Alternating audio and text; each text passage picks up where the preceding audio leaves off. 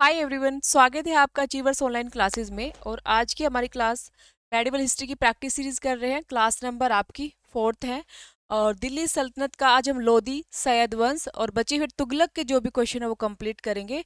उसके बाद जो नेक्स्ट क्लास होगी वो हमारी मुगल काल की होगी। ठीक है, तो एक क्वेश्चन रहता है आप सबका, मैम ये पीजीटी के लिए भाई टीजीटी के लिए, यही पूछते हो ना भाई? ये दोनों के लिए, दोनों को देखते हुए ध्यान में रख के क्वेश्चनों को तैयार किया गया है। दिल्ली सल्तनत आपके दोनों के सिलेबस में है। दोनों के एग्जाम में इजी, मॉडरेट, टफ तीनों तरह के क्वेश्चन आते हैं। ठीक है, तो इसलिए ये दोनों को ही ध्यान में रख के तैयार किया गया। बुक्स हमेशा आती है, विभाग डिपार्टमेंट हमेशा आते हैं, कुछ भी राजनीति से रिलेटेड एक आधा क्वेश्चन वो भी आता है। तो सभी को ये पढ़ना है, पीजीटी और टीजीटी दोनों के लिए। आप देखोगे आपके एग्जाम में यहाँ से क्वेश्चन दिखने को मिलेंगे। तारीख ए मुबारक साई, ये बुक है। और क्वेश्चन पूछा गया आपसे कि जो सैयद काल है, सैयद काल है, इसका समकालीन ऐतिहासिक ग्रंथ क्या है? सैयद काल है जो सैयद वंश जो आपने पढ़ा है, जिसकी स्थापना खिजर खान ने की थी, वो पूछ रहे हैं कि इसका समकालीन ऐतिहासिक ग्रंथ कौन सा, ऐसा कौन सा ग्रंथ है जो हमें जानकारी दे रहा है किसके बारे में? सैयद वंश के बारे में। तो चार ऑप्शन आपके पास है: तारीख मुबारक शाही, वाक़यात मुस्ताकी, फतुह सलातीन, मसालिक अल अबसार। कुछ बुकों का एक दो का आपने नाम सुना होगा और एक आदि का तो आपने सुना ही नहीं होगा, तो वो कंफ्यूजन करने के लिए ऐड कर दी जाती है। ठीक है, तो देखिए, तारीख ए मुबारक शाही इसका राइट आंसर है। तारीख ए मुबारक शाही। वाक़यात ए मुस्ताकी, ये किसके काल, देखो ये वाली जो बुक है यहया बिन सर हिंदी ने लिखी थी, यहया बिन सर हिंदी।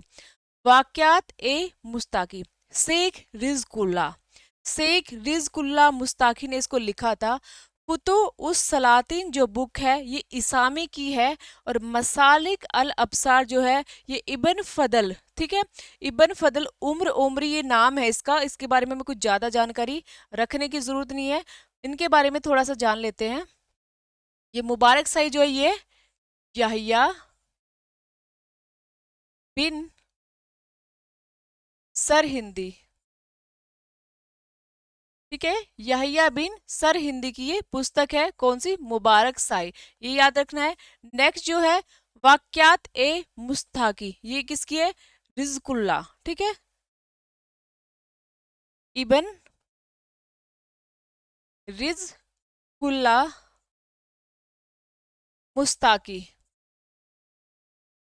की ये पुस्तक है। ठीक है, ये वाली जो बुक है आपकी, ये वाली जो बुक है इसमें लोदी और सूर्यवंश के बारे में अच्छी खासी जानकारी मिलती है। फतुह उस सलातीन जो बहुत बार रिपीट हो जाती है, ये बुक है इसामी की। पूरा नाम है अब्दुल मलिक इसामी, ठीक है, क्या नाम है? अब्दुल मलिक इसामी की ये बुक है। और ये जो बुक है ये किसको डेडिकेट है, किसके काल में लिखी गई? तो ये बहमनी सल्तनत जो स्थापित हुई थी उसमें अलाउद्दीन बहमन शाह जो था उसको समर्पित है, उसको ये डेडिकेट बुक की गई है। किसने? इसामी ने। ठीक है, इसमें हमें गोरी के बारे में, गजनी के बारे में, पूरी दिल्ली सल्तनत के बारे में कंप्लीट जानकारी है। और बहमनी सल्तनत जो है उसके बारे में तो अच्छे से बताया ही गया है। ठीक है, तो ये इसामी के द्वारा लिखी गई थी।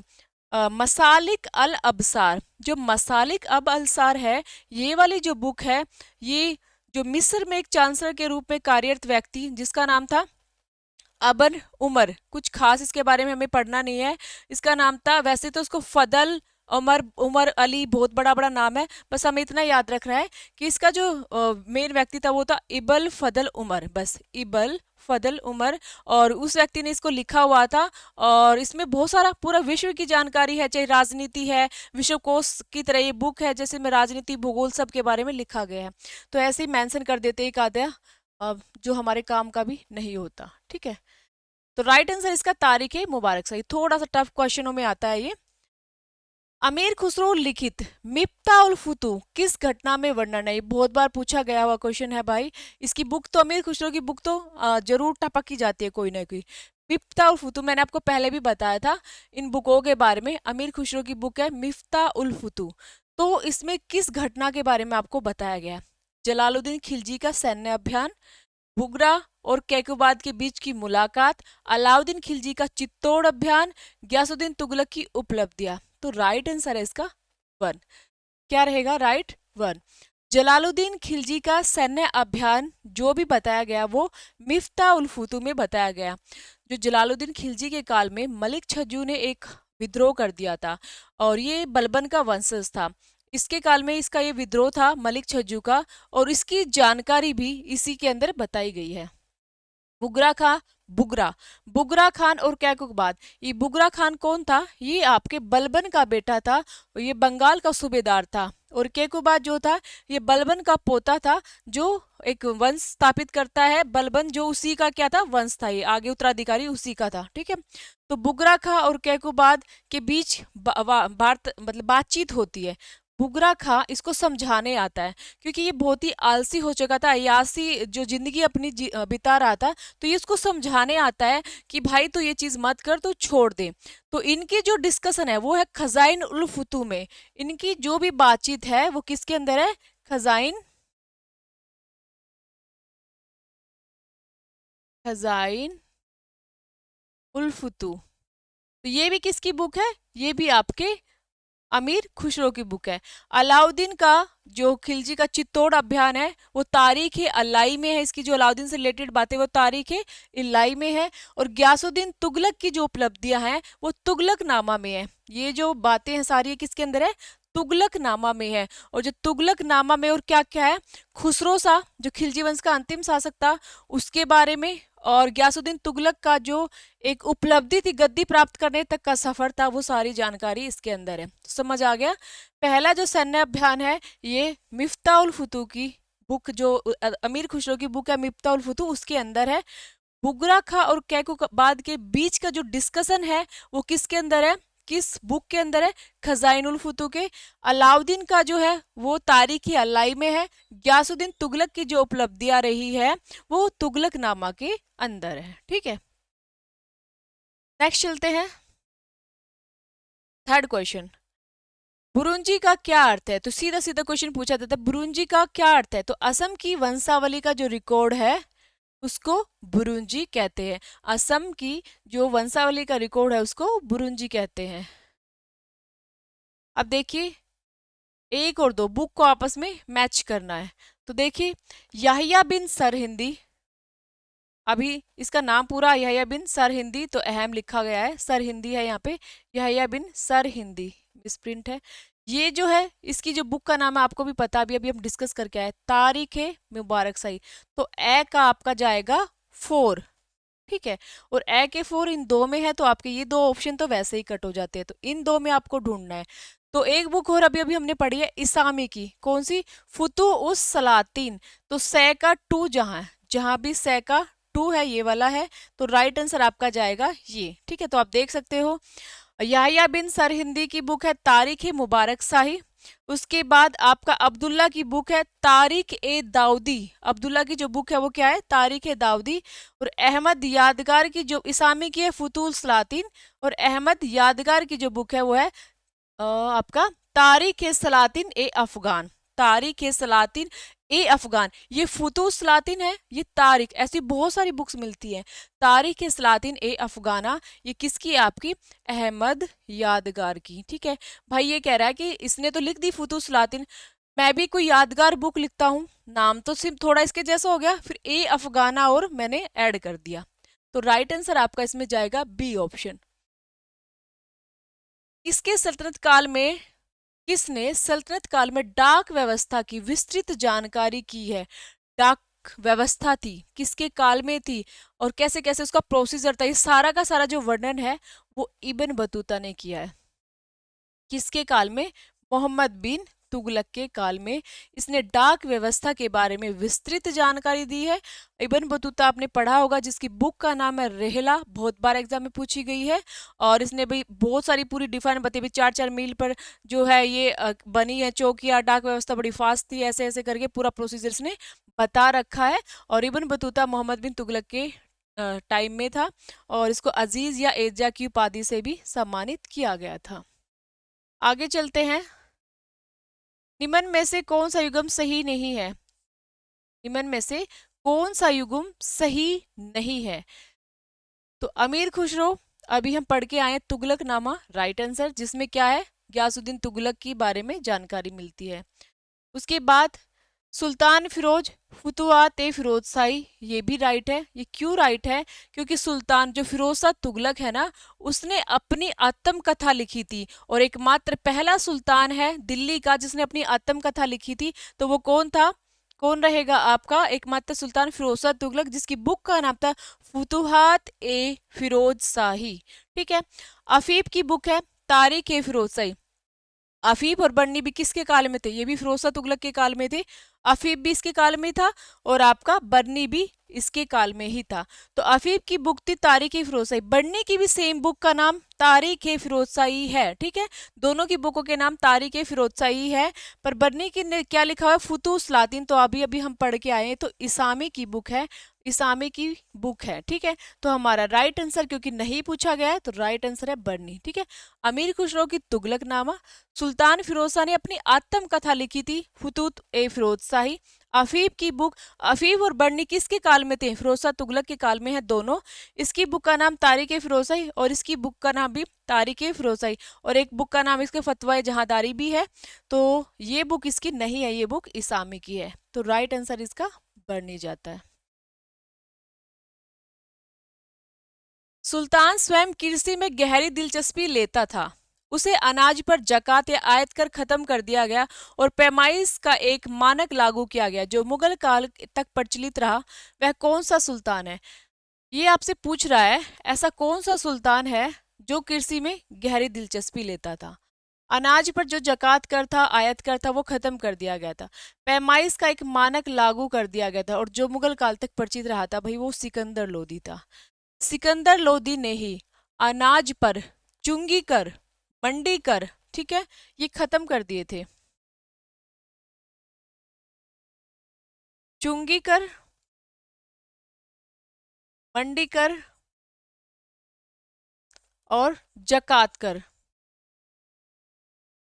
ये सिकंदर लोदी ने कंप्लीटली खत्म कर दिए थे। इसलिए अनाज इसके काल में बहुत सस्ता हो गया था। अनाज सस्ता पूछा जाए किसके काल में अनाज बहुत सस्ता था, तो वो सिकंदर लोदी के काल में अनाज बहुत ही सस्ता हो गया था। तो इसका राइट आंसर है सिकंदर लोदी। नेक्स्ट चलते हैं। अफगान राज्यतंत्र के बारे में आपसे पूछ रहे हैं। अफगान कौन सा था? अफगान काल, पहला फर्स्ट अफगानी शासक या फर्स्ट अफगानी शासन कौन करने वाले थे? लोदी शासक। सेकंड वाला शेर शाह सूरी, पूछ लेते हैं बहुत बार एग्जाम में। पहले अफगानी या सेकंड वाले अफगानी? तो पहले वाले थे आपके लोदी वंश के, और जिसका जो था पहलो लोदी संस्थापक रहेगा। उसके बाद जो नेक्स्ट सेकंड वाला आएगा वो आएगा आपका शेर शाह सूरी। देखिए, इसमें आपसे पूछा गया, ध्यान से सुना क्वेश्चन, बहलोल के विपरीत, इन्हीं में से क्वेश्चन निकल जाते हैं, इन्हीं के अंदर से ही क्वेश्चन निकल जाते हैं। बहलोल के विपरीत सिकंदर लोदी ने राज सिंहासन पर बैठना प्रारंभ किया। ठीक है, ये क्या कह रहा है कि जो बहलोल के विपरीत सिकंदर लोदी ने राज सिंहासन पर बैठना प्रारंभ किया। लाइन को समझिए, बहलोल लोदी सिंहासन पर नहीं बैठता था, वो कालीन या चटाई पर बैठता था। ऐसे ही आसपास उसके अपने जो अमीर वर्ग होता था, उसके अपोजिट था सिकंदर, इसका बेटा बिल्कुल अपोजिट था, उसने बहुत ऊंचा सिंहासन बनवाया था। तो ये राइट आंसर है। यह अभी भी समान हैसियत वालों में प्रथम के सिद्धांत में विश्वास रखता था। कौन? सिकंदर लोदी। ये कह रहे कि सिकंदर लोदी भी जो समान हैसियत के हैं हम सब, और उन्हीं में समान व्यवहार करना, ऐसा कोई व्यवहार ये करता था? ये बिल्कुल नहीं करता था। ये बहलोद लोदी करता था। ये कहता था समान में प्रथम, सभी इक्वल है, भगवान ने सबको इक्वल भेजा है, पर मैं उनमें प्रथम हूँ क्योंकि मुझे एक रिस्पॉन्सिबिलिटी मिली है कि मुझे ये प्रशासन को संभालना है। तो समानों में प्रथम जो कहता था वो बहलोद लोदी कहता था, सिकंदर ऐसा कुछ भी नहीं कहता था। तो ये गलत है। अमीर तथा आम जनों के सामने सुल्तान की बैठक स्थापित करने के लिए उसके राज्य के दूर दराज के क्षेत्रों में राजकीय फरमान प्राप्त करने के लिए विस्तृत नियम बनाए गए थे। तो इस सिकंदर लोदी के बारे में क्या कह रहा है कि कोई भी फरमान जारी होता था उसके लिए कुछ रूल्स बनाए गए थे। तो ये खुद कहता है, मेरा अमीर तुर्क मेरे लिए इतना खौफ खाता, इतना डरता है मुझे अमीर तुर्क, कि वो क्या करता था, अगर मैं कुछ भी फरमान जारी करूं तो वो फरमान को 6 मील दूर से लेकर आगे बढ़ते हैं लेने के लिए, उसको अपने सिर पर रख के लाते हैं, भी इतना आदर करते हैं मेरे फरमान का। और जब फरमान पढ़ा जाता है तो सभी खड़े हो जाते हैं। तो ये इसकी स्टेटमेंट थी सिकंदर लोदी की। तो ये बिल्कुल राइट है। एक प्रभावशाली गुप्तचर व्यवस्था सुल्तान को राज्य और विशेषकर अमीरों की गतिविधियों से सूचित रखती थी। ये गुप्तचर व्यवस्था किसके काल में थी जो एक्टिव रहती थी हमेशा? तो वो सिकंदर लोदी के काल में थी। और क्या कहते हैं इसको? भूत प्रेत की गुप्तचर व्यवस्था भी कहते हैं, क्योंकि बहुत एक्टिव रहती, रात हो दिन हो बिल्कुल एक्टिव रहती थी। तो भूत प्रेत की गुप्तचर व्यवस्था भी इसको कहा गया। तो ये भी ठीक है। तो ए बी वाला ऑप्शन नहीं आना चाहिए। ए सी डी का जो ऑप्शन है वो राइट है। समझ आ गया? जब आप टॉपिक को पढ़ा होगा आपने तो अच्छे से समझ आया होगा कि बहलो लोदी कैसे शासन करता था और सिकंदर लोदी कैसे शासन करता था। तो इसका राइट आंसर है आपका सी। नेक्स्ट क्वेश्चन है,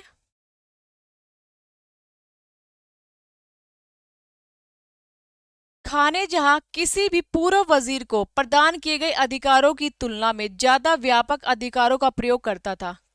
ये बताइए, आपको ऑप्शन ए और ऑप्शन बी दोनों पूछे गए, आर ए और आर पूछा गया, कौन सा सही है कौन सा गलत है आप बता दीजिए।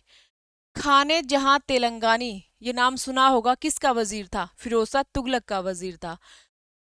और इस काल में जो वजीरों को एक तरह से पूरी पावर प्राप्त थी, तुगलक काल में अगर पूछा जाए कौन सा काल था जिसमें वजीरों को पूरी पावर थी या वजीरों का स्वर्ण काल कहा गया, गोल्डन पीरियड कहा गया था वजीरों की, तो वो था तुगलक वंश। अगर पर्टिकुलर शासक पूछा जाए कौन सा वो शासक था जिसको क्या किया गया था, जिसके काल में वजीरों की गोल्डन पीरियड या एक स्वर्ण काल के रूप में देखा गया है, तो फिरोजशाह तुगलक। शासक पूछा जाए फिरोजशाह तुगलक, पूरा वंश पूछा जाए तुगलक वंश। ठीक है। तो अब आपसे ये पूछ रहा है कि खाने जहां किसी भी पूर्व वजीर को प्रदान किए गए अधिकारों की तुलना में ज्यादा व्यापक अधिकारों का प्रयोग करता था। बिल्कुल, खाने जहां तेलंगानी फिरोजशाह तुगलक का वजीर था। फिरोजशाह तुगलक ने अपने वजीर खान जहां को, जिसको वह चाहे नियुक्त कर सकता और निकाल सकता था। बिल्कुल राइट है।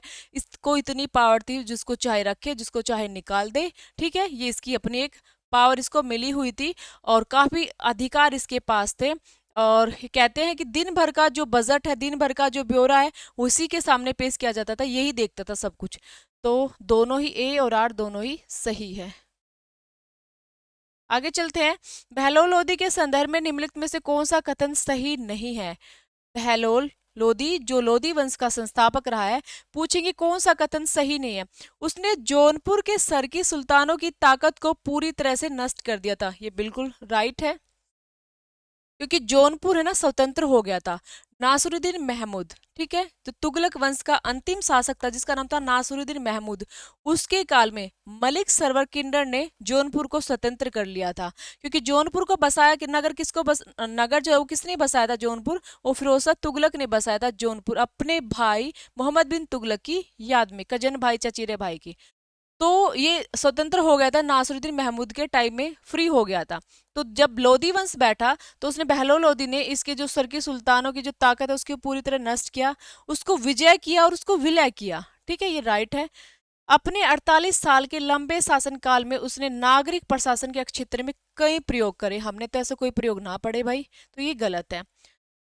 आगे फिर एक ही पूछा ना, तो यही गलत हो जाता है। सैयद सुल्तानों से विरासत में पाई गई दिल्ली सल्तनत की प्रशासनिक संस्थाओं को बनाए रखा। आज के क्वेश्चन आपको थोड़े टफ लग रहे हैं, पर ये क्वेश्चन आपकी मतलब थोड़ी सी जो टॉपिक कंसेप्ट को समझने के लिए कि चीजों को कंसेप्ट को कैसे समझा जाता है। ठीक है। सैयद सुल्तानों ने विरासत में पाई गई दिल्ली सल्तनत की प्रशासनिक संस्थाओं को बनाए रखा। बिल्कुल राइट है। जो दिल्ली में चल रहा था वही की वही प्रशासनिक संस्था इन्होंने कंटिन्यू रखी। पहलोली सिक्के का चलन दिल्ली सल्तनत की मुद्रा शास्त्रीय इतिहास में एक महत्वपूर्ण उपक्रम माना जाता है। बहलोल नाम का एक सिक्का चलाया था जिसको बहलोली सिक्का कहते हैं, चांदी का ही था। तो ये भी राइट है। गलत क्या है? जौनपुर के जो सरकी की ताकत है उसको खत्म करना। जो सैयद में चल रहे थे, पहले से प्रशासन चल रहा था, इन्होंने कोई चेंज नहीं किया, ना कुछ भी अलग से किया, वही प्रशासन ये चला रहे थे। और बहलोल नामक का सिक्का भी बहलोल लोदी ने चलाया था, वो भी राइट है। तो इसमें सिर्फ हमारा ऑप्शन आएगा बी, क्योंकि नहीं पूछा गया। क्वेश्चन नंबर 11, किसने अपनी रचना मदनू सिफा ए सिकंदर शाही को समझने के लिए यह तर्क प्रस्तुत किया कि यूनानी दवाई भारत की जलवायु के अनुरूप नहीं है और औषधि पौधों की पहचान कठिन है? ठीक है, सीधा सीधा आपसे ये भी पूछा जा सकता है। अभी क्वेश्चन की फॉर्म बड़ी इसलिए की हुई है कि आप समझो चीजों को। इस सीधा पूछा जा सकता है कि यूनानी दवाइयों के बारे में किसने मना किया कि यूनानी दवाई नहीं यूज करनी है, तो वो भी सीधा क्वेश्चन पूछा जा सकता है। पूरी पूरी स्टेटमेंट में पूछा गया है। किसने कहा अपनी रचना में, पहले तो आपको रचना, भाई ये किसकी रचना है? मदनुस सिफा ए सिकंदर शाही। मदनुस सिफा ए सिकंदर शाही, इसको अंडरलाइन कर लीजिए, ये बुक आपको याद रखनी है। मदनुस सिफा ए सिकंदर शाही एक बुक है। उसके अंदर ये बताया गया कि यूनानी दवाएं भारत की जलवायु को तुम्हें सूट नहीं होती है, और ये औषधि पौधों की पहचान कठिन है। ये एक व्यक्ति कौन था? ये व्यक्ति था आपका मीर भुआ। ठीक है, ना मोहम्मद खान, ना मिल्हन, ना मीर मासूम, ये है मीर भुआ।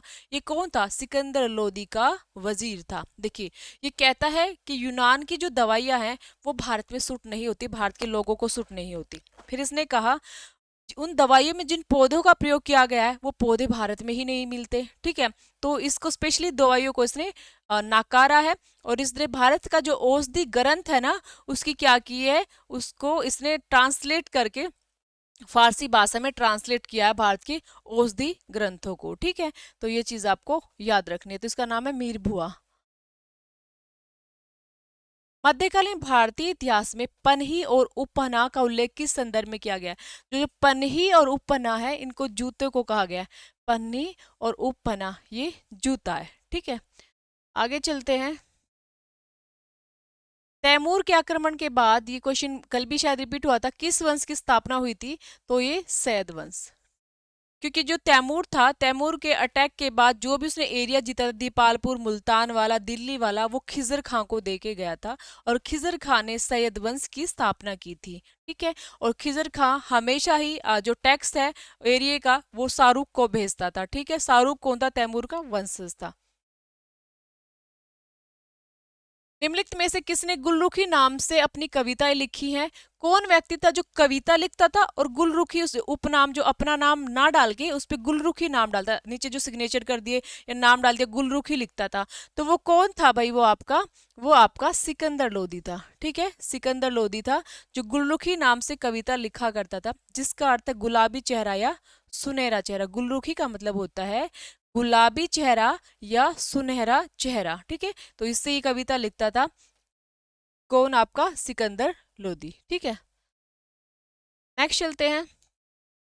निम्नलिखित सुल्तानों में से कौन अन्न के ऊपर कर समाप्त करने के जाना जाता था? मतलब कौन था जो अन्न के ऊपर से कर को समाप्त, अभी हम पढ़ के ही आए हैं ना, जिसने टैक्स को समाप्त कर दिया था अन्न के ऊपर से, तो वो सिकंदर लोदी ही था। ये राइट आंसर है। नेक्स्ट चलते हैं। दिल्ली सल्तनत का सर्वाधिक विद्वान शासक जो खगोल शास्त्र, गणित एवं आयुर्विज्ञान सहित अनेक विद्याओं में माहिर था, कौन था भाई? इल्तुतमिश था क्या? अलाउद्दीन खिलजी था क्या? मोहम्मद बिन तुगलक? सिकंदर लोदी? देखिए कौन था, आपने पढ़ा हुआ होगा कि कौन था दिल्ली सल्तनत का जिसको भाई खगोल शास्त्र भी आता था, गणित भी आती थी, आयुर्विज्ञान भी आती थी, सब विद्याएं आती थी। तो राइट आंसर है मोहम्मद बिन तुगलक। जिसको फारसी भी आती थी, जिसको संस्कृत भी आती थी, जिसको दर्शन शास्त्र का ज्ञान भी था, हर चीज का आयुर्विज्ञान सबका उसको ज्ञान था, मोहम्मद बिन तुगलक। मोहम्मद बिन तुगलक एक गुणी व्यक्ति भी था, बस उसके अंदर पेशेंस थोड़ी कम थी। और मेन बात तो ये बताई जाती है, उसके काल के जो इतिहासकार हैं उन्होंने उसको ज्यादातर नेगेटिव ही दिखाया है। ठीक है, पॉजिटिव चीजें भी उसकी नेगेटिव ही दिखाई है, क्योंकि वो धार्मिक सहिष्णु व्यक्ति था, धर्म के मामले में पार्शलिटी नहीं करता था। इसलिए जो इतिहासकार थे वो सारे मुस्लिम थे, वो चाहते थे कि कट्टर मुस्लिम होना चाहिए, तो इसलिए उन्होंने क्या किया, उसके अगेंस्ट थोड़े नेगेटिव पॉइंट भी लिखे। एलिफिस्टन तो उसको उसके बारे में कहता है कि उसके पागलपन के इसके अंदर कुछ गुण विद्यमान है। इसामी हमेशा उसको रक्त पिपासु, खून का प्यासा ही बोलता था, क्योंकि उसके एक्सपेरिमेंट जब वो कर रहा था राजधानी चेंज में, इसामी का दादा मर गया था, इस वजह से उसको ज्यादा खुंदक खा रखी थी उससे। बर्नी भी इसके बारे में अगेंस्ट ही बोलता है हमेशा। तो मोहम्मद बिन तुगलक है, इसमें गुण बहुत सारे थे, बहुत क्वालिटी थी, इतना पढ़ा लिखा एजुकेटेड था ये मोहम्मद बिन तुगलक। पर बेचारा करना कुछ चाहता था, किस्मत का मारा हो कुछ जाता था। नेक्स्ट चलते हैं। दिल्ली सल्तनत के किस सुल्तान ने नियामत मुद्रा जारी की थी और दिल्ली को अपने साम्राज्य की राजधानी घोषित किया था? दिल्ली का कौन सा सुल्तान था जिसने नियामित मुद्रा जारी की थी और दिल्ली को, भाई किसी को मुद्रा याद ना आए तो आपको ये याद आ जाए कि दिल्ली को राजधानी किसने बनाया था? कुतुबुद्दीन ऐबक जो बैठा था गद्दी पर, उसकी जो कैपिटल रही थी वो कौन सी थी? उसकी कैपिटल थी लाहौर। ठीक है, उसने जो कैपिटल बना रखी थी वो लाहौर बना रखी थी। इसने जो राजधानी बनाई थी दिल्ली की वो इल्तुतमिश ने बनाई थी। और फिर इसने मुद्रा भी जारी की थी, मुद्रा जारी की थी चांदी का टका, हमने बहुत बार पढ़ा है, चांदी का टंका और तांबे का जीतल किसने शुरू किए थे? और जो टकसाला का नाम है वो भी मुद्रा पर अंकित होना चाहिए, ये किसने शुरू किया था? इल्तुतमिश ने। तो ये सारी कहानी इल्तुतमिश से रिलेटेड है। उसी ने ही नियामत मुद्रा जारी की, उसी ने ही राजधानी लाहौर से दिल्ली बनाई थी। नेक्स्ट चलते हैं। निम्नलिखित में से कौन सा राज्य दिल्ली सल्तनत से अपनी स्वतंत्रता का दावा करने वाला प्रथम राज्य है? कौन सा राज्य दिल्ली सल्तनत से स्वतंत्र हुआ था? अभी मैंने बताया था आपको, जौनपुर। जौनपुर ही है जो सबसे पहले स्वतंत्र हुआ था दिल्ली सल्तनत से, और मलिक सरवर एक किन्नर था, उसने इसको स्वतंत्र करा दिया था। राजवाही और उलुग खानी से क्या तात्पर्य है? ये क्या है? सिक्कों के नाम है, करों के नाम है, नहरों के नाम है, ये कारखाना के नाम है? तो आपको तुरंत से याद आना चाहिए कि ये भाई किसके नाम है? नहरों के नाम है। राजवाई और उलुग खानी जो नहर है, फिरोजशाह तुगलक ने जो 11 नहरों का निर्माण किया था, और जो यहिया बिन सरहिंदी ने अपनी तारीख मुबारक शाही में भी उनका जिक्र किया है। तो ये 11 नहरों में से मेन हम 5 के बारे में पढ़ते हैं। उन्हीं 5 में से 2 नहरें हैं, राजवाई और उलुग खानी। ठीक है, ये जो उलुग खानी वाली नहर है ये 96 मील लंबी है, और रजवाई जो है ये 150 मील लंबी नहर है। ठीक है, तो ये दोनों की दोनों जो नहर है वो इंपॉर्टेंट है, और किससे रिलेटेड है? फिरोजशाह तुगलक से रिलेटेड है। तो ये दोनों क्या है? नहर है। ठीक है, आगे चलते हैं। निम्न में से कौन सा कथन बलबन के बारे में सही नहीं है? सही नहीं पूछा हुआ है।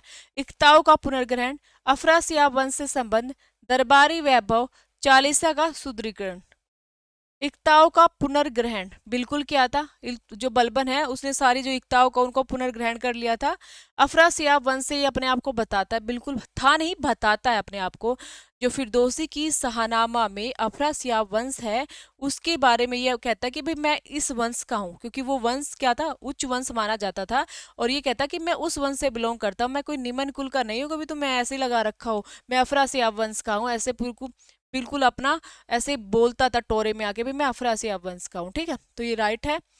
दरबारी वैभव, दरबार को इसने पूरे एक वैभव, एक ऐसा ओरा बना रखा था इसने कि भाई बलबन जो है, मैं एक शासक हूँ, मुझे पूरी रिस्पेक्ट मिलनी चाहिए। इसने पूरा का पूरा ड्रेस कोड चालू कर दिया था। ठीक है, सब एक जैसे ड्रेस पहनेंगे, मेरी ड्रेस अलग होनी चाहिए, मैं डिफरेंट डिफरेंट पहनूंगा जो मेरा मन करेगा, आप सब एक ड्रेस कोड में रहिए। फिर कैसे पता चलेगा शासक कौन? तुम यहाँ सुंदर सुंदर कपड़े पहन लेते हो, जैसे आजकल ऐसा होता है ना, दुल्हन तो तैयार होती है, उससे ज्यादा सुंदर सुंदर अदर और भी लेडीजें तैयार हुई रहती है, तो दुल्हन बेचारी फीकी पड़ जाती है। इसने कहा कि मैं भी बहुत अलग दिखना चाहता हूँ, तुम एक सारी ड्रेस में रहना। फिर इसने क्या किया था?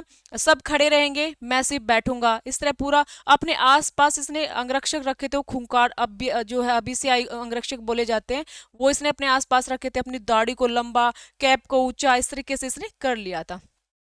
तो राइट आंसर आपका क्या जाता है? चालीसा का सुदृढ़ीकरण। इसने चालीसा का सुदृढ़ीकरण नहीं किया था, इसने चालीसा को खत्म किया था। ये चीज हम पहले भी पढ़ चुके हैं। चालीसा जो तुर्कान ए चहलगामी इल्तुतमिश ने स्टार्ट की थी, जिसमें 40 मेंबर थे, 40 अमीर तुर्की थे, उसको स्टार्ट इल्तुतमिश ने किया था, खत्म बलबन ने किया था। नेक्स्ट चलते हैं। निम्नलिखित में से किस सुल्तान ने शेख निजामुद्दीन औलिया को दंडित करने की धमकी दी थी? ऐसा कौन सा शासक था भाई सूफी संत को धमकी दे रहा था कि या तुझे देख लूंगा? अलाउद्दीन खिलजी, यासुद्दीन तुगलक, मोहम्मद बिन तुगलक, फिरोजशाह तुगलक। तो कौन था आपका? यासुद्दीन तुगलक। जब खुसरो शाह लास्ट खिलजी वंश का अंतिम शासक बैठा था गद्दी पर, उसने खूब सारा धन बांटा। जो एक हिंदू माँ से उत्पन्न व्यक्ति था खुसरो शाह, ठीक है, गुजराती हिंदू माँ से, उसने खूब सारा धन बांटा, और खूब सारा धन बांटने के बाद उसने बहुत सारा धन निजामुद्दीन औलिया को, सूफी संत को भी दिया। निजामुद्दीन औलिया ने वो सारा का सारा धन जो है गरीबों में बांट दिया। जब गयासुद्दीन गद्दी पर नेक्स्ट शासक बनता है, नेक्स्ट बैठता है, तो वो उसको कहता है कि जो सारा धन है जो तुझे दे रखा है वो मुझे वापस कर दे, मुझे नीड है क्योंकि खजाना खाली हो गया। इसने कहा मैंने उनको बांट दिया है गरीबों में, मेरे पास नहीं है। तो कह रहे कि चुपचाप चाहे तो धन वापस दे देना, क्योंकि इसका ना निजामुद्दीन औलिया का काफी अच्छा ओरा हो चुका था, काफी लोग इसको पसंद करते थे, तो कहीं ना कहीं इसको डर भी था निजामुद्दीन औलिया से। तो इसने क्या कहा कि जब तक मैं बंगाल अभियान से आऊं, क्योंकि वो बंगाल अभियान पे था गयासुद्दीन तुगलक उस टाइम, तब तक मैं वापस आता हूँ तो क्या करना, वहां से निकल जाना, ठीक है। और नहीं तो जब मैं आऊंगा फिर मैं वो धन को अच्छे से वसूलूंगा। तो इसने गयासुद्दीन तुगलक से निजामुद्दीन औलिया ने क्या कहा था, हुनूज दिल्ली दूरस्त, क्या कहा था, हुनूज दिल्ली दूरस्त, दिल्ली अभी दूर है, कहने का मतलब है भाई जब तू यहाँ तक पहुंचेगा ना तब बात करे, इतना दूर बैठे इतनी बड़ी बड़ी बातें मत कर, ठीक है। तो हुनूज दिल्ली दूरस्थ, ये चीजें इसने कही थी, तो वो चीजें आपको ध्यान रखनी है। तो हुनूज दिल्ली दूरस्थ है, ये पूछा जाए किसके बारे में है, तो ये निजामुद्दीन औलिया ने कहा था। तो स्टेटमेंट बहुत बार पूछी गई है कि भाई हुनूज दिल्ली दूरस्थ ये किसने कहा था, तो इससे एक निजामुद्दीन, किसको कहा था, गयासुद्दीन तुगलक को। तो राइट आंसर इसका है गयासुद्दीन तुगलक, ठीक है। आगे चलते हैं। अलाउद्दीन खिलजी के द्वारा बनवाया गया अलाई दरवाजा किस नगर में है। अलाउद्दीन खिलजी ने एक दरवाजा बनाया जिसको अलाई दरवाजा कहते हैं, तो क्या वो आगरा में है, जौनपुर में है, दिल्ली में है, या इनमें से एक से तो ये आपका दिल्ली के अंदर है। किसके अंदर है भी, ये आपका दिल्ली के अंदर है। तो राइट आंसर आपका दिल्ली। तो अलाउद्दीन खिलजी द्वारा बनाया गया अलाई दरवाजा, इसके अंदर 7 द्वार है, 7 दरवाजे हैं, ठीक है।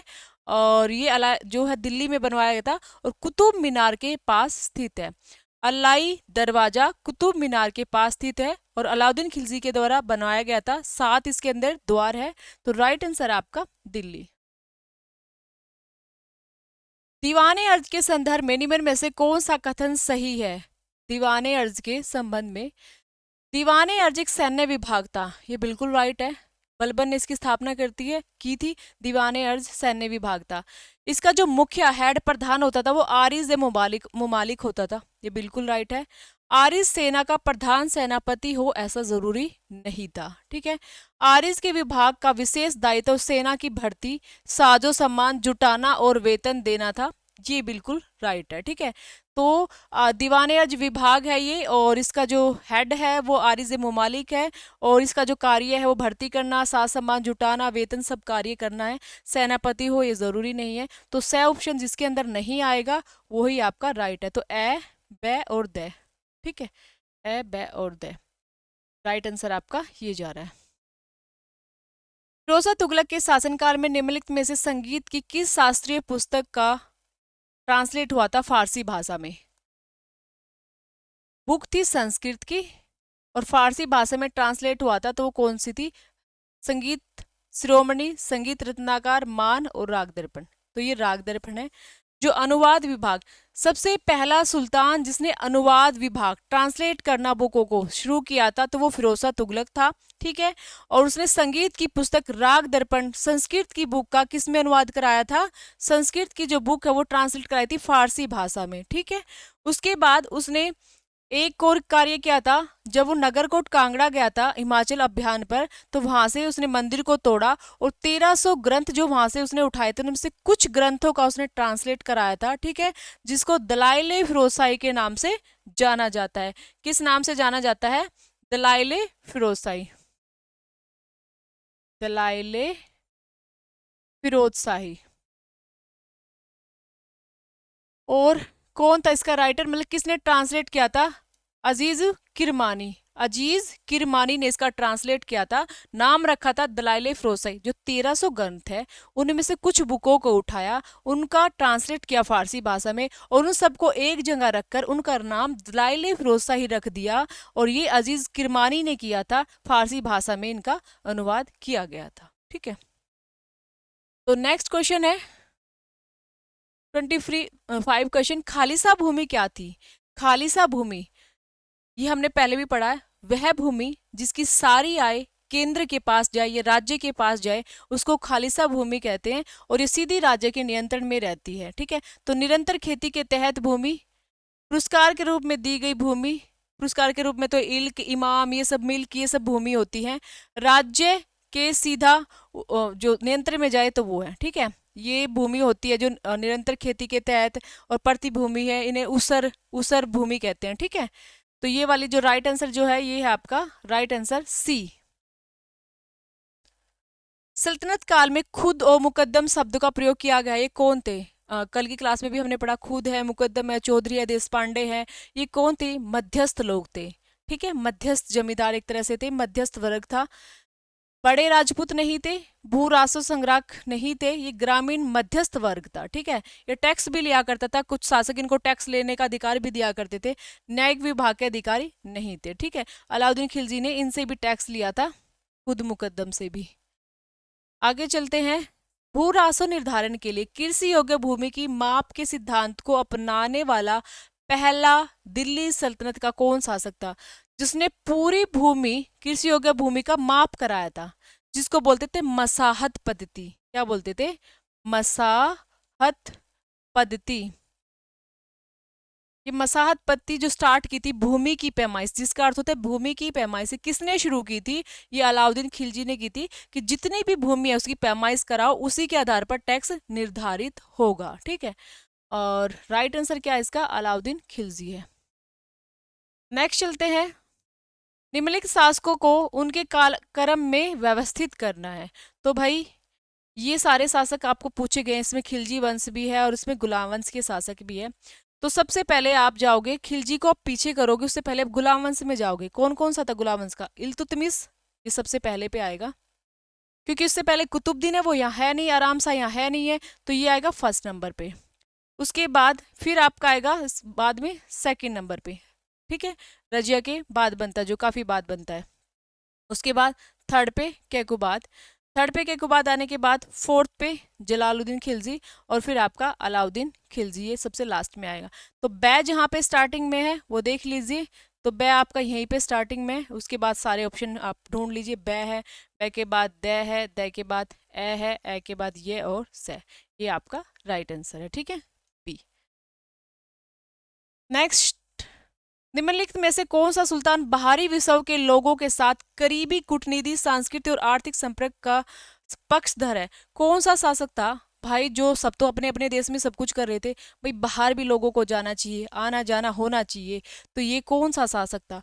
क्या इस्लाम शाह था, क्या रुकनुद्दीन फिरोज शाह था, या मोहम्मद बिन तुगलक था? फिरोज शाह तुगलक था। भाई फिरोज शाह तुगलक तो खुद ही इतना डरता था, फालतू चीजों में इसको बिल्कुल बढ़ने से कोई मतलब नहीं था। इस्लाम शाह नहीं, रुकनुद्दीन फिरोज शाह तो खुद इतना अयासी था, उसको तो प्रशासन संभालने से फुर्सत ही नहीं थी, प्रशासन को संभालने की फुर्सत ही नहीं थी। तो कौन रहेगा? मोहम्मद बिन तुगलक। मोहम्मद बिन तुगलक था जिसने ईरान में, इराक में, मिस्र में राजनयिक संबंध स्थापित किए, चीन में राजनयिक संबंध स्थापित किए। वहां का जो तिगुन शासक था चीन का, उसने क्या किया था? 15 लोगों का शिष्टमंडल मोहम्मद बिन तुगलक के दरबार में भेजा था, ठीक है। बौद्ध जो बौद्धिक स्थान है, बौद्धों के स्थान है, मंदिर है, उनको देखने के लिए भेजा था। इसने भी फिर चीन में इब्न बतूता को भेजा था। तो जो राजनयिक संबंध स्थापित कर रहा था वो मोहम्मद बिन तुगलक कर रहा था। नेक्स्ट है और लास्ट क्वेश्चन, निम्नलिखित पर विचार कीजिए। लोदी वंश का बहलोल लोदी के बारे में माना जाता है कि सैयद अफगान ने उसे समाना से दिल्ली की गद्दी का आशीर्वाद दिया था। बहलोल लोदी ने अफगान नेताओं को रोह और एक कुहू से दिल्ली में आमंत्रित किया था। अपनी सर्वोच्चता के बल पर बहलोल लोदी ने अपने शासनकाल के अंत में पैबोस की शुरुआत की थी। बहलोल ने सरकी राज्य को जीतकर दिल्ली सल्तनत में शामिल किया था। बहलोल अपने शासन को सुदृढ़ करने के लिए सूरी के प्रति सामंजस्य की नीति रखता था। आपसे ऑप्शन में क्या पूछा गया है, कौन सा राइट है? नहीं है, क्वेश्चन को पूरा वैसे डाला हुआ नहीं है। देखिए राइट आंसर इसका क्या है, हमें जो देखना है पॉजिटिव जो पॉइंट जा रहे हैं इसके। सबसे पहले तो ये है, बहलोल लोदी ने अफगान नेताओं को रोह ए कुहू से दिल्ली में आमंत्रित किया था। ये बहुत बार पूछा जाता है। जब बहलोल लोदी जौनपुर पर अटैक करने वाला था, तो उसने अफगान के रोह नामक स्थान पर मैसेज पहुंचाया कि जो भी अफगानी है आना चाहते हैं भारत आ जाइए, ठीक है, भारत आएंगे तो तुम्हारी गरीबी दूर हो जाएगी। और कहा जाता है अफगानी टिड्डियों की तरह भारत में आ गए थे, किसके काल में, बहलोल लोदी के काल में। तो ये इसका राइट है, ठीक है। उसके बाद अपनी श्रोष्ठता के बल के लिए बहलोल लोदी ने अपने शासनकाल के अंत में पैबोस, अभी तो बताइए, तो बेचारा कभी गद्दी पर भी नहीं बैठा, चटाई पर बैठता था, ये पैबोस क्या ही शुरू करेगा। बहलोल ने सरकी राज्य को जीतकर दिल्ली सल्तनत में शामिल किया, ये भी राइट है। तो बै और आपका ये क्या है, दै, बै और दै जहां मिलेगा, बै और दै, बहलोल ने अपने शासन को सुदृढ़ करने के लिए सूर्य के प्रति सामंजस्य की नीति अपनाई। शायद भी ये नहीं वाला ऑप्शन पूछा गया है, नहीं वाला जो इन्होंने ऐड नहीं किया क्वेश्चन में, क्वेश्चन में नहीं ऐड नहीं किया, जिसके अंदर आपका सबसे पहले तो यही आएगा कि उसने क्या किया था, पैबोस की नीति नहीं चलाई थी। तो स ऑप्शन जिसके अंदर आ रहा है उसके साथ हम जाएंगे, स ऑप्शन, स इसके साथ है, ठीक है। उसके बाद क्वेश्चन ही गलत है भाई,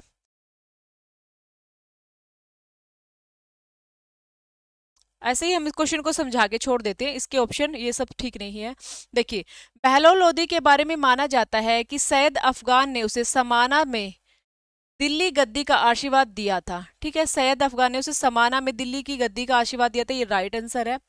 बहलोल लोदी ने अफगानी नेताओं को रूह कू से दिल्ली में आमंत्रित किया था, ये भी राइट है। अपनी श्रोष्ठता के लिए उसने पैबोस नीति शुरू की थी, ये बिल्कुल गलत है। उसके बाद बहलोल ने सरकी राज्य को जीतकर दिल्ली सल्तनत में शामिल किया था, ये भी ठीक है। बहलोल ने अपने शासन को सुदृढ़ करने के लिए सूर्य के प्रति सामंजस्य की नीति अपनाई, ये नहीं है, ठीक है। तो ये आपके दो ऑप्शन नहीं है, बाकी सारे ऑप्शन है। तो ये हमारे 30 क्वेश्चन आज कंप्लीट हो चुके हैं, और मैंने काफी लंबी क्लास आपके कहने पर ली है। मैं इतनी लंबी क्लास इसलिए नहीं लेती भाई कि मेरी 3-4 मंथ्स की बेटी है, इस वजह से बहुत लेंथी क्लास में नहीं लेती, छोटी छोटी क्लासेस लेती हूँ।